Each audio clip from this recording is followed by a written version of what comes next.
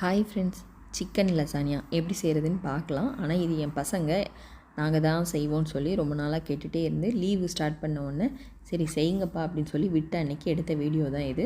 First butter போட்டுட்டு மைதா மாவை கொஞ்சமாக தண்ணியில் கரைச்சி இந்த மாதிரி பதத்துக்கு கிண்டி எடுத்த பிறகு அடுப்பு சிம்மில் வச்சுக்கணும். அப்புறம் பாலை ஊற்றிட்டு அதுக்கப்புறம் நல்லா கெட்டிப்படாமல் கிண்டிகிட்டே இருக்கணும். அந்த அடுத்த சைடில் இன்னொரு பேன் வச்சுட்டு கொஞ்சம் எண்ணெய் ஊற்றிருக்கேன். இன்னொரு பாத்திரத்தில் தண்ணி வச்சு நல்லா கொதித்து உப்பு போட்டு அதுக்கப்புறமா இந்த லசானியா ஷீட்டை நான் உள்ளே போட்டிருக்கேன். இதை வேக வைக்காமலும் செய்ய முடியும், ஆனால் ஜஸ்ட்டு நான் கொஞ்சமாக வேக வச்சு எடுத்துக்கிறேன். அதுக்கப்புறம் இந்த ஒயிட் சாஸ் பண்ணுறதுக்கு அந்த இதில் பப்ரிக்கா பவுடர், மிளகு, ஒரிகானோ இதையும் சேர்த்து நல்லா மிக்ஸ் பண்ணி எடுத்து இனிமேல் இந்த சாஸ் ரெடி ஆகிடுச்சு. நம்ம தனியாக எடுத்து வச்சிட வேண்டியதான். இந்த எண்ணெய் ஊற்றின பாத்திரத்தில் நல்ல பொடியாக சாப் பண்ண வெங்காயம், அதுக்கப்புறமா ஜிஞ்சர் கார்லிக் பேஸ்ட்டு, இதை நல்லா பச்சை வாடை போகிற அளவுக்கு நல்லா வெந்த பிறகு தக்காளியை அரைச்சி எடுத்து வச்சுருக்கேன். தக்காளி இந்த சாஸே நம்மளுக்கு ரெடியாக இருந்ததுன்னா அதையும் உள்ளே போட்டுக்கலாம். அப்புறம் உப்பு, அடுத்தது சிக்கனை நல்லா இந்த மாதிரி அரைச்சி எடுத்து வச்சுருக்கிறேன், அதையும் சேர்த்து உள்ளே மிக்ஸ் பண்ணிவிட்டு அப்புறம் கேரட்டு அதையும் உள்ளே சேர்த்தாச்சு. எல்லாமே ஒன் பை ஒன்னாக கொஞ்சம் கொஞ்சமாக குக் பண்ண பிறகு சேர்த்துக்கிட்டோம் அப்படின்னா கொஞ்சம் நல்லாயிருக்கும். அடுத்தது ரெட் சில்லி பவுடர், மல்லி பவுடர், கரம் மசாலா பவுடர், அப்புறம் பெப்பர். அந்த வெந்நியில் போட்டிருந்த லசானியா ரெடி ஆகிடுச்சு. அதை நான் ஃபில்ட்ரு பண்ணி தனியாக எடுத்து வச்சுருக்கிறேன்.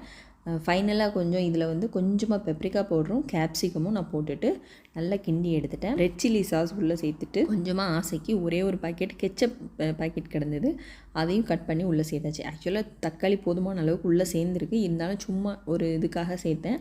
அப்புறம் ஒரிகானோ அதையும் உள்ளே போட்டாச்சு. இப்போ ஒயிட் சாஸும் ரெடி ஆகிடுச்சு, அந்த மேலே தடவக்கூடிய அந்த கிரேவியும் ரெடி ஆகிடுச்சு. இப்போ நம்ம எந்த இதில் பேனில் பண்ண போகிறோமோ அதை நல்லா ரெடி பண்ணிவிட்டு அதில் இந்த ஒயிட் சாஸை நல்லா தடவி விட்டுட்டாங்க. அடுத்தது லசானியா ஷீட்டை ஒன் பை ஒன்னாக அடுக்கி இதை செட் பண்ணி நம்ம ஓடிஜியில் வச்சு எடுக்க வேண்டியதுதான் பாக்கி. இதை அவங்களையே செய்ய விட்டுட்டு நான் வெளியில் கிளம்பி போயிட்டேன். நம்ம எப்போவாவது உங்கள் கூட மாட நின்று செய்கிற மாதிரி ஒரு சூழ்நிலை வரும்போது தான் வேறு ஏதாவது ஒரு வேலை வரும்.